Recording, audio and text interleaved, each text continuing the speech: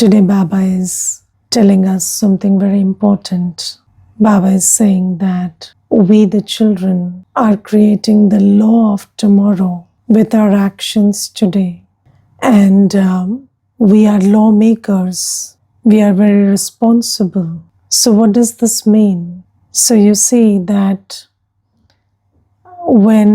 even today, when somebody is taken to the court of law, then they are made to take a vow on behalf of God. Yes. So they say that, I'm keeping God or the deities as witness.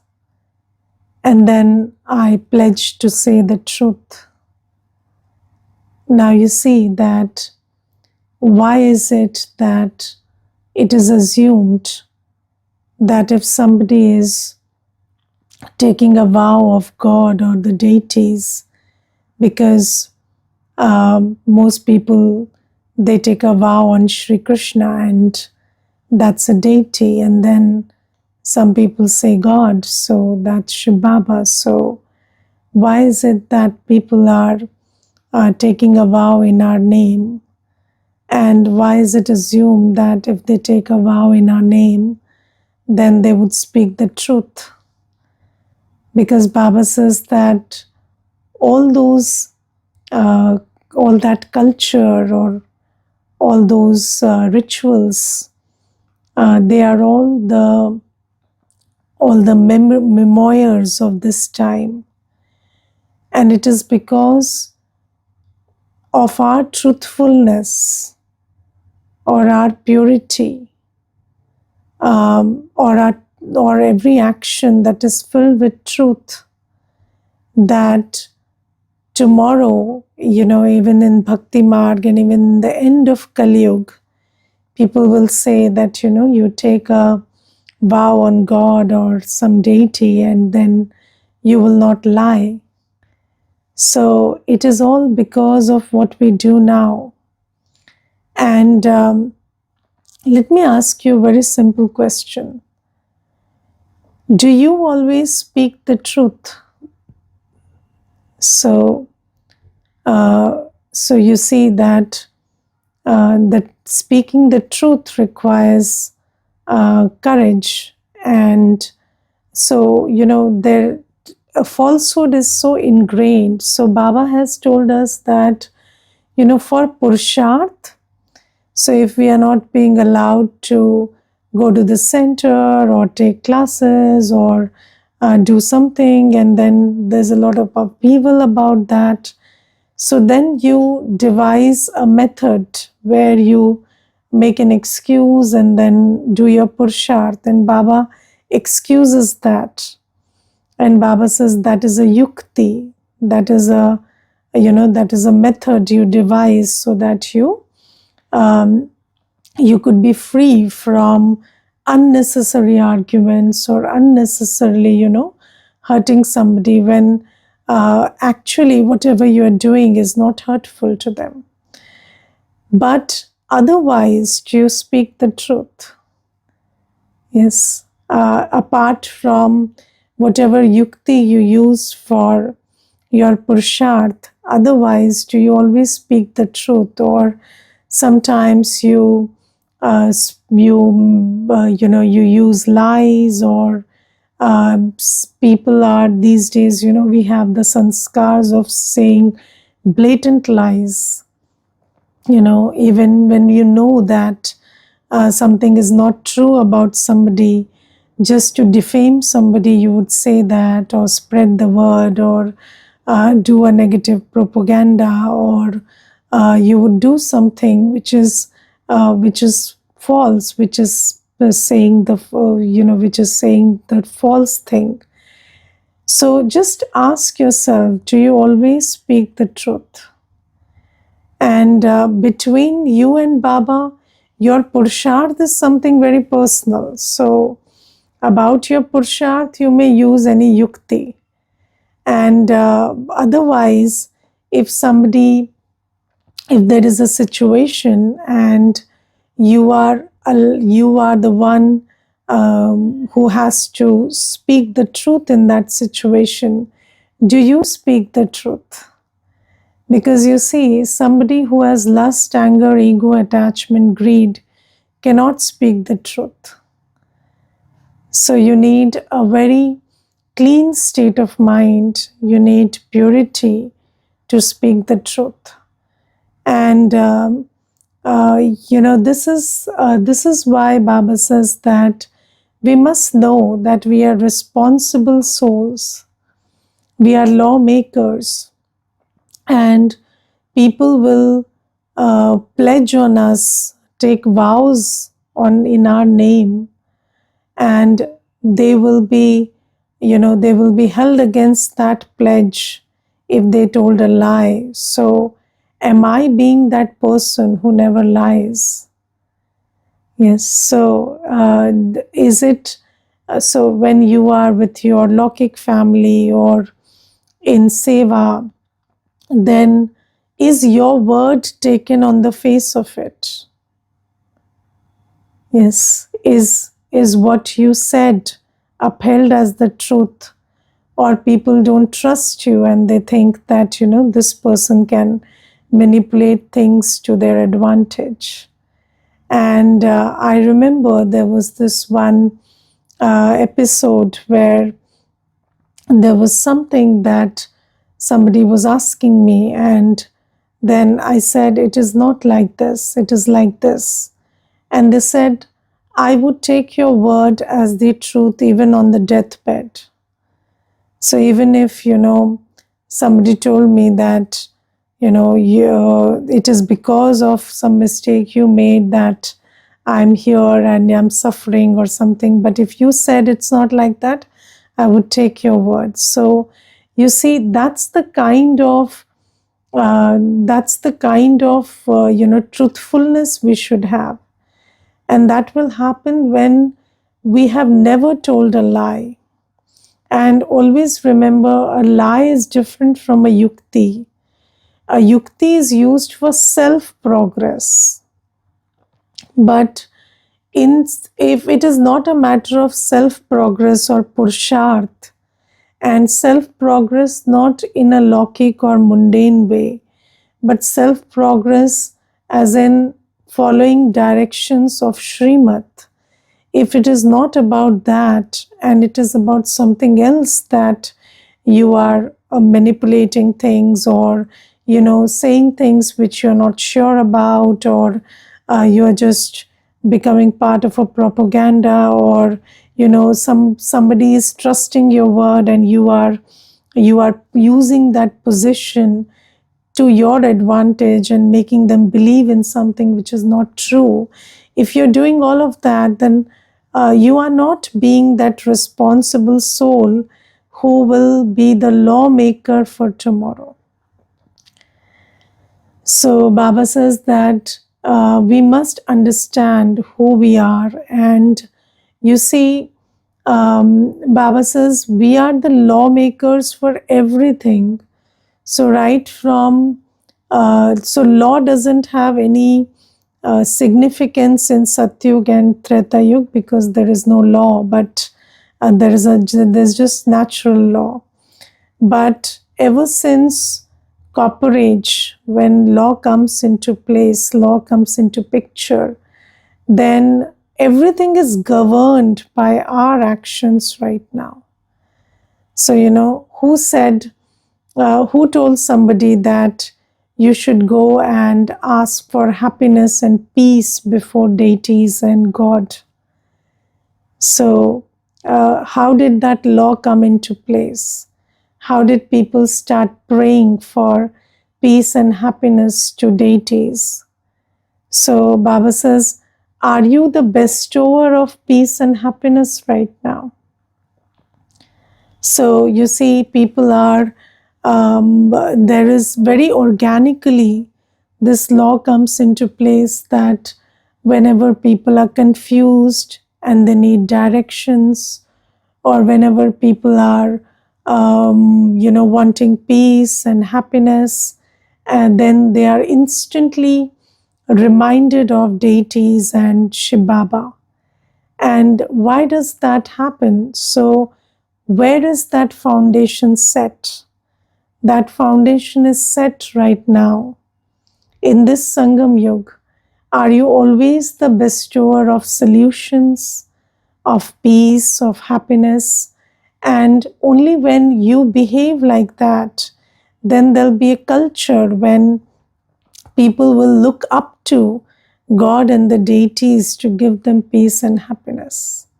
They will look towards God and the deities to give them, answers and solve their confusions and inner chaos.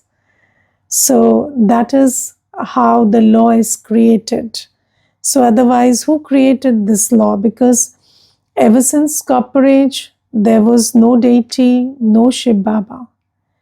And Baba says that the people are people are creating these temples and idols, and they are praying before them, and they are also experiencing that, peace and happiness is attained through these deities. And if you told somebody that this is just a piece of stone and it can't give you peace and happiness, then they will tell you no. I remember there was this one sadhu, and he was narrating an incident where he said that, somebody questioned that God is not physically present, or a deity is not physically present in an idol. And then they got the proof that they were physically present in the idol. And how do all these things happen? Because you see, there are some miraculous experiences also people are having. That's why there's so much faith that these idols are living, and these idols are giving and filling our aprons with whatever we are seeking. And how does this come about? Who created these? How did people have this thought that go and create a temple and place an idol, and then you infuse life into it, and then they will be the source of happiness and peace in everybody's life? And how did all this come about? How this culture got created? The culture of devotion is so huge. You look at everything around you. So if you look at Bharat, especially in Bharat, religion is, I think, the biggest part of human beings' life and existence. So, people travel for religious purposes. People spend part of the day for religious purposes. People are, people have their heart tuned to deities. So religion is such a big part. And where did this attachment, or this, the sense of attainment, or this love for the deities come from, or God come from? So Baba says, I only reveal myself to you, and whatever you do. So there are very few children who know Baba directly. So not everybody will receive direct sustenance from Baba.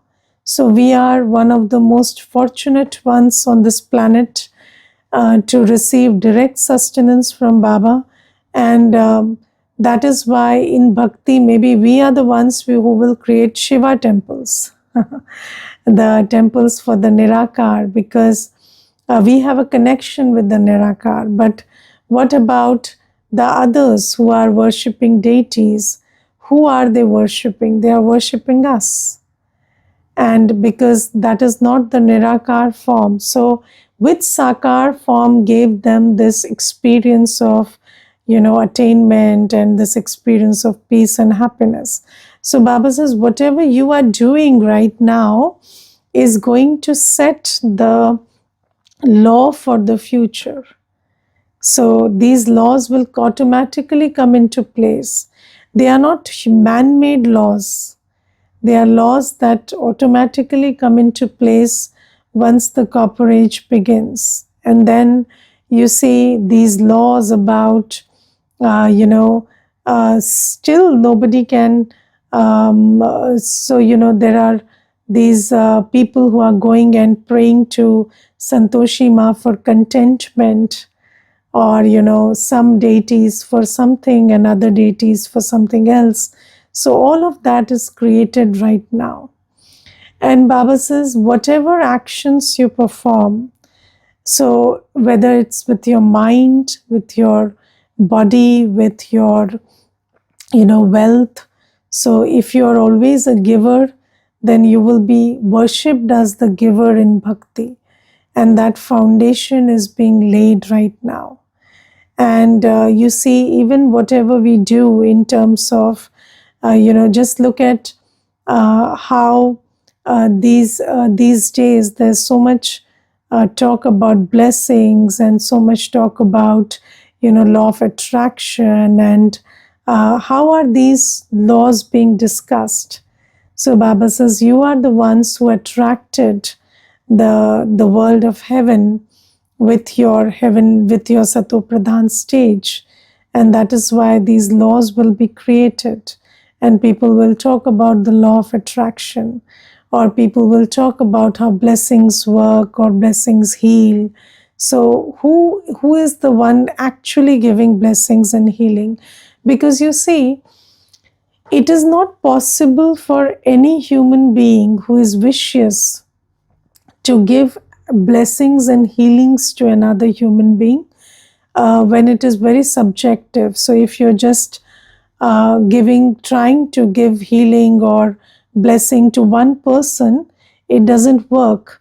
But there are so many healing practices, and so many practices where people are giving healing and blessings to individuals, or groups. And where does all these come from?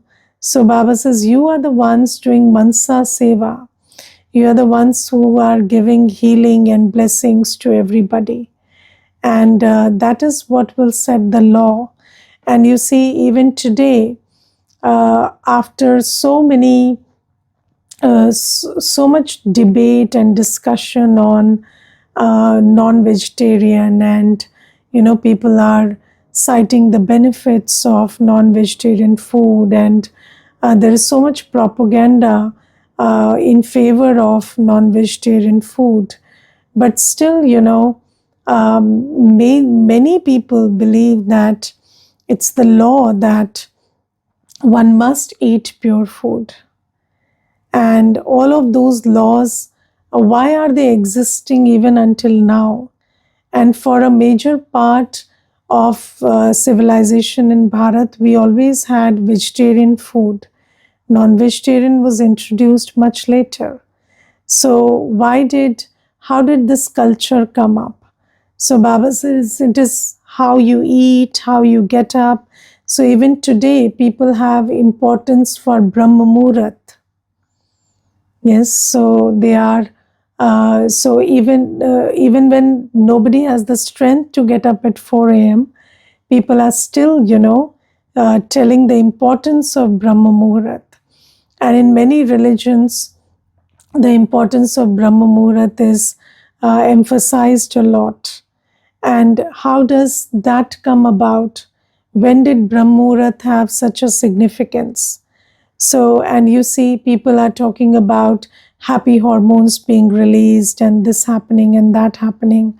But Baba says actually the importance of Brahma Muhurat is in Sangam Yuga. And Baba says in Sangam Yuga, it is at Amrit Vela that you come to me, meet me, and fill your aprons.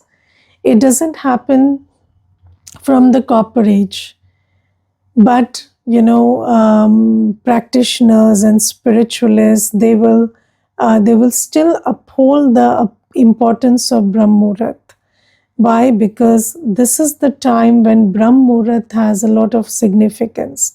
And in my personal journey, I felt that if you remember Baba, true remembrance or true attainment from remembrance only happens in Brahma Muhurat.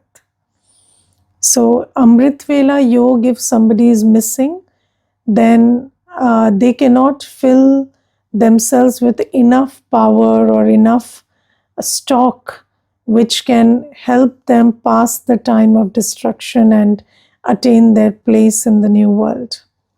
So it is at this time that Brahm Muhurat has such great significance. And I remember that when I was doing my training in Madhuban at that time, there was one Didi, and she always said that a Brahmin, whether living or dead, should always be found in Baba's room at Amrit Vela. And I never forget that. Because you see, Baba says that Baba says that 4 to 5 is the time for my children. So Baba says, I'm there in the subtle world, filling your aprons from 4 to 5. And the Bhagats, they come at 5. And later, Baba doesn't like to discuss others, because Baba says those are not the people who are filling any aprons. So the Bhagats also come at 5, but 4 to 5 is the time for children. And when we reach the copper age, this is not how it works. So in copper age, it's not like Baba from the copper age to the iron age, Baba doesn't fill our aprons when we get up at 4, but still people attach a lot of importance to Brahm Muhurat. Why? Because they will say, happy hormones, this and that, and that's very little, that's not attainment for 21 births or anything, but still that importance is attached because of this time when we are filling our aprons from Baba in Brahm Muhurat. So Baba says the law of the whole next cycle is being created right now. And these laws are even about chanting or, remembering God, or these laws about, turning the beads of the rosary. These are all the laws that are being created now. Who are the beads of the rosary? So Baba says those children who are my instruments, who are my helpers in this task of world transformation, they are the beads of the rosary. And although people who are worshipping those beads, they don't know that these beads stand for us. But Baba says they hold those beads with so much sanctity, and they feel that these beads are turning those beads of the rosary is bringing them benefit, or giving them peace. Why do they feel that? Because Baba says they are remembering those beads which are actually a memoir of you. So Baba says all these laws, these are not man-made laws. These are laws that come into practice. Of course, they are man-made. People become instruments for writing scriptures and these, but these come into the psyche of the human mind, or they are written by people. Why? Or temples are created, or deities are associated with contentment and happiness and peace and prosperity and abundance, and all of this happens because of what we do right now. And you see, even when you look at relationships, so people are always talking about unconditional and selfless relationships. Yes, so people are talking about, I want an unconditional relationship, I want a selfless relationship. But from the copper age, when lust, anger, ego, attachment, greed come up, then there is no sign of a selfless relationship whatsoever. Because every relationship is based on lust, anger, ego, attachment, greed. And you will realize what relationships are all about when you go to the court of law and see how relationships are discussed in this old world. So you see that if in a marriage somebody is not satisfying the physical senses of the other, then that marriage is no marriage. Or if somebody is not fulfilling somebody else's needs and desires, and or somebody is not meeting somebody's expectations, then they will be upheld by the law. Why? Because at this point of time there is no concept of selfless or unconditional relationships. But still we always say that relationships should be like this. And who created that law? Who said that relationship should be like this? So that law is created now. When Baba says you have soul conscious drishti and you engage with every soul with a brotherly vision, and you do not look at, so today Baba also talks about how you don't say no to serving anybody.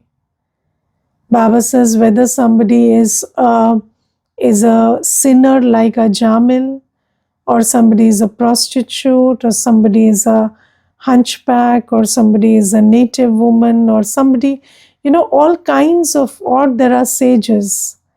So all the varieties will come to you. And you do not look at their caste, their religion, their physical appearance. Baba says that, you can teach them cleanliness. So if a cleaner comes, or somebody who pulls dirt, that person comes, then you can teach them that you wear clean clothes and come. But otherwise, you don't say no to anybody. And you have the same soul conscious vision for everybody.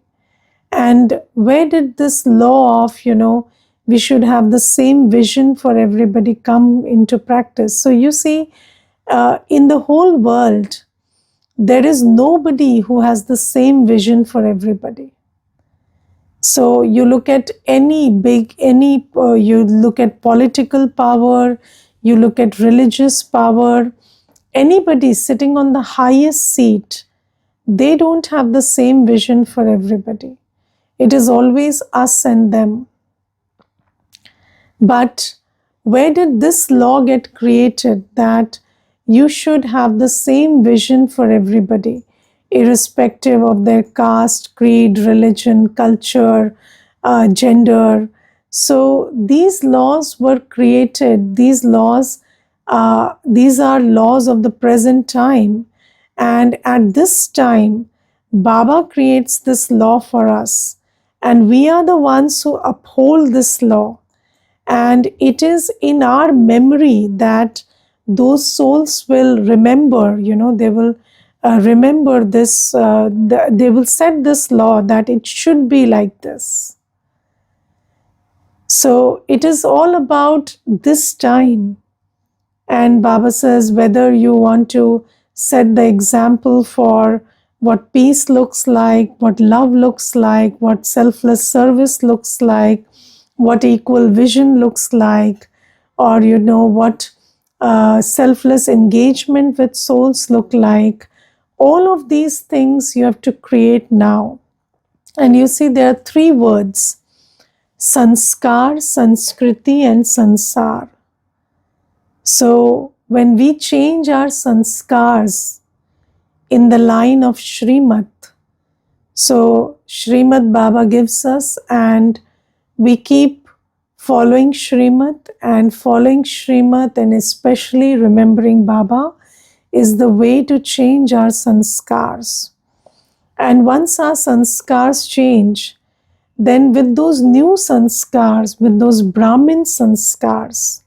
So what is the Brahmin sanskar for getting up, eating, talking, or seeing, or engaging, or coming into relationships, or giving corrections. So, whatever is our sanskar, when we start coming into action with those sanskars, then we create a culture that will not only last in this Sangam Yuga, but that culture will be upheld as the highest order, even from the copper age in the next cycle.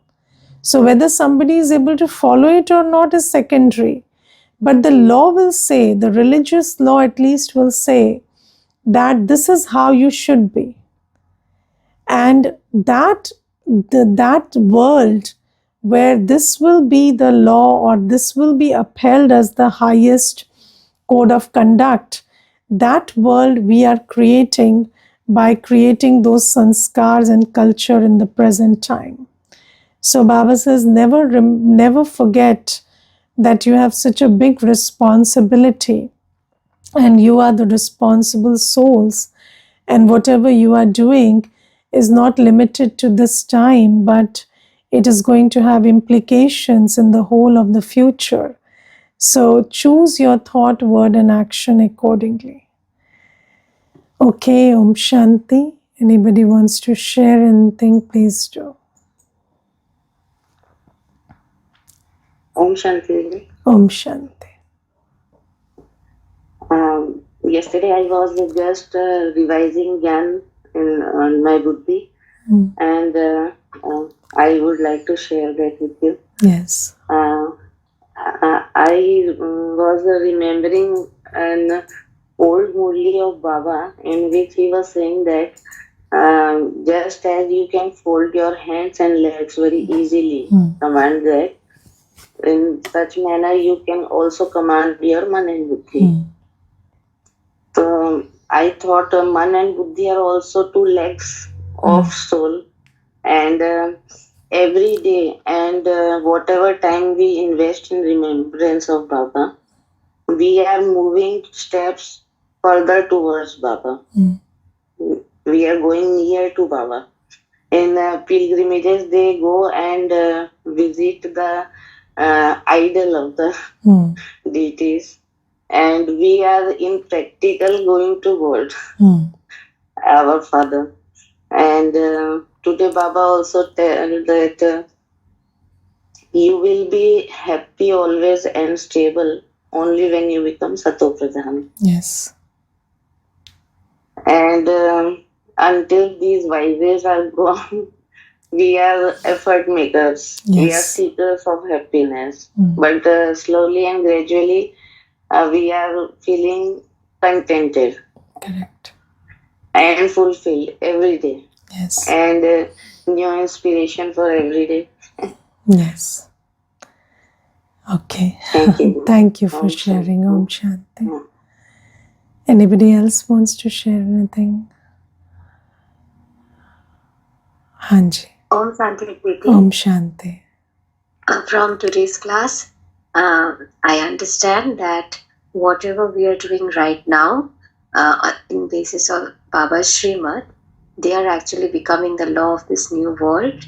So we should always keep in mind whatever practices and sanskars we are making today at this moment is something that is going to be the law of the coming world. So we have to be responsible about it. Yes. Thank you, Didi. Thank you. Om Shanti.